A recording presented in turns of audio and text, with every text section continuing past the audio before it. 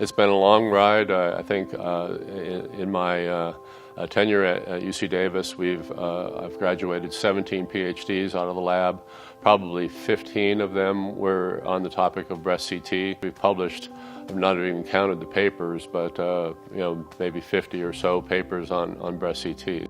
I'm proud to say that we were the first to image a woman on the scanner. We were the first to image a breast cancer on that scanner. We were the first to do contrast-enhanced breast CT. So we had a lot of firsts. In the early days, the dogma was that CT would be too high of radiation dose for the breast, but that was assuming that you were going to CT in a traditional CT scanner where you're imaging the thorax and the heart of the woman. And of course, we had a different geometry in mind where you have the woman prone on a tabletop like this with the breast to be imaged hanging through a hole in that table. So you're imaging only the breast itself. To image a larger object, your entire thorax, you have to turn up the radiation level because you're measuring the x-rays that come out of the patient. When you're only imaging the breast, the average size of the breast is 14 centimeters, so it's much smaller, so you can turn down the dose, especially at higher x-ray energies.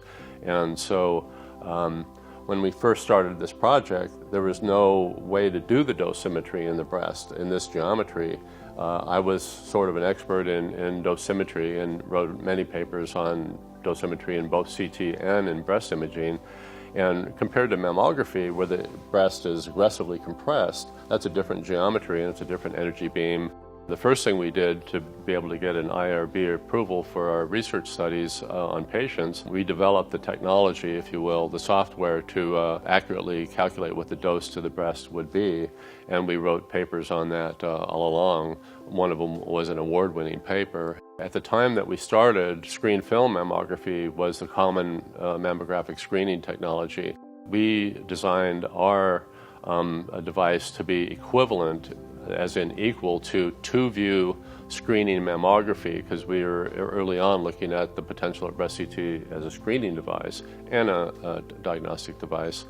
And over the years, of course, mammo went digital, and with that change, the dosimetry, the doses of breast imaging using mammo have reduced substantially. Contrast-enhanced mammography has been popular in the last, say, 5 years, although it's really only practiced at a few centers.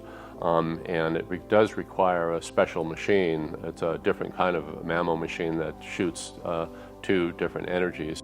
If you can compare it to breast CT, where the technology costs really about the same, why would you use a $150 bottle of contrast agent on a $9.95 imaging modality? I mean, mammo is just a 2D imaging modality. When we're talking about contrast enhancement, breast CT is right there along with breast MRI, although it also exceeds the spatial resolution of MRI. The other thing about CT is it does pick up microcalcifications. MR does not pick up calcifications at all. The physics of MR precludes any identification of calcium, and that's not true with CT. CT is very attuned to picking up microcalcifications. About 19% of breast cancers are detectable only by the presence of microcalcifications, and something like 47% include microcalcifications based upon Laszlo Tabar, a very cutting-edge pioneer of mammography in Sweden. Microcalcifications, as my clinical colleagues say, you have to be able to detect them.